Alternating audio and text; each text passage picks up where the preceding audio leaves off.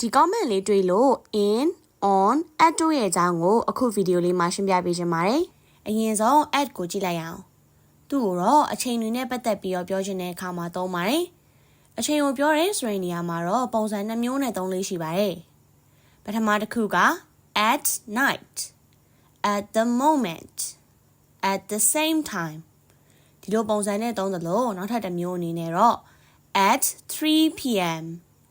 at 5 a.m. ဒီလိုမျိုးနိုင်တွေကိုတိတိကျကျပြောချင်တဲ့အခါမှာလည်းသုံးပြပါတယ်။ဥပမာ The shop is closed at the moment. ဈေးဆိုင်ကအခုတော့ပိတ်ထားတော့မယ်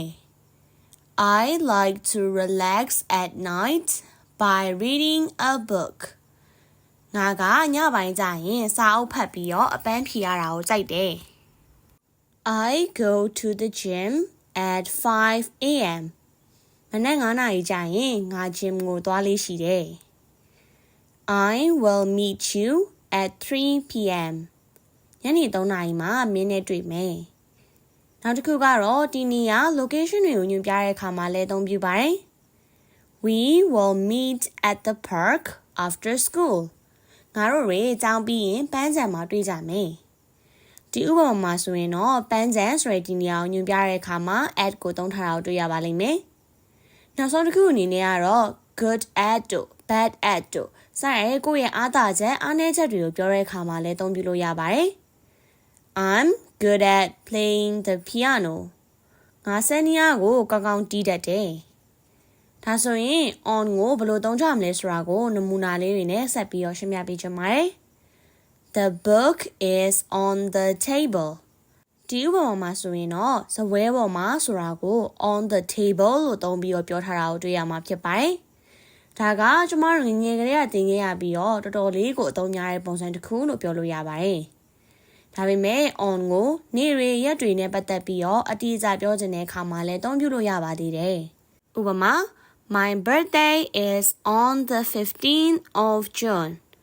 ငါမွေးနေ့ကဇွန်လ15ရက်နေ့လေ။ဒီမှာဆိုရင်15ရက်နေ့လို့ပြောတဲ့အခါမှာ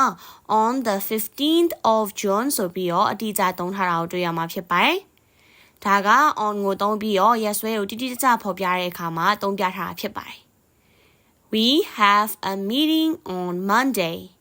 တနင်္လာနေ့မှာငါတို့အစည်းအဝေးရှိတယ်။ဒီမှာဆိုရင်တော့တနင်္လာနေ့မှာလို့ဆိုတဲ့နေရာမှာ on Monday လို့သုံးထားတာတွေ့ရမှာဖြစ်ပါတယ်။ဒါကတော့နေ့စွဲကိုတိတိကျကျဖော်ပြခြင်းတဲ့အခါမှာ on ကိုသုံးထားတာဖြစ်ပါတယ်။ဆက်ပြီးတော့ in ကိုဘယ်လိုသုံးကြမလဲဆိုတာကြည့်လိုက်ရအောင်နော်။ The cat is in the box.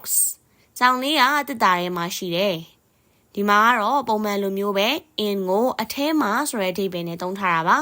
။နောက်တစ်ခုကတော့အချိန်တွေကိုအကျဉ်းမြင့်ပြောချင်တဲ့အခါမှာလည်းသုံးလို့ရပါသေးတယ်။ဥပမာ in the morning, in the evening စသဖြင့်ပေါ့။ဒါပေမဲ့မှတ်ထားရမှာတစ်ခုကညဘက်ကိုတော့ in night လို့မသုံးဘဲနဲ့ at night ဆိုပြီးတော့သုံးတာများပါတယ်။ဒါကြောင့်ဒီဗီဒီယိုရဲ့အစက at ကိုရှင်းတဲ့နေရာမှာနမူနာစာကြောင်းအနေနဲ့ at night ကိုထည့်ပြောပေးခဲ့ရပဲဖြစ်ပါတယ်။ကဲဒါဆိုရင်တော့ in, on, at တို့ကိုအကျဉ်းမြင့်အနေနဲ့ဘယ်လိုခွဲသုံးရမလဲဆိုတာနဲ့ပတ်သက်ပြီးသိသွားလိမ့်မယ်လို့ယုံကြည်ပါတယ်။တကယ်ပြောရမယ်ဆိုရင် in, on, at တို့ကသုံးရတော်တော်ရှုပ်တယ်မှာပါပါတယ်။ကျမတို့ရောတခါတလေမှားသုံးတာမျိုးကြုံရတတ်ပါတယ်။ Practice makes perfect ဆိုတဲ့စကားအတိုင်းပဲဒီချာလေးလေ့ကျင့်သွားမယ်ဆိုရင်တော့ဒီစကားလုံးသုံးလုံးကိုကောင်းကောင်းသုံးတတ်ပါလိမ့်မယ်။ဒီနေ့ဗီဒီယိုလေးကတော့ဒီလောက်ပါပဲ။နောက်ထပ်ဗီဒီယိုတွေမှာလည်းဘယ်စကားလုံးတွေရဲ့အသုံးပြုပုံသိချင်လဲဆိုတာနဲ့ပတ်သက်ပြီး comment မှာမေးသွားလို့ရပါတယ်။ဒီနေ့ဗီဒီယိုလေးကတော့ဒီလောက်ပါပဲ။ See you all again in the next video. Bye bye everyone.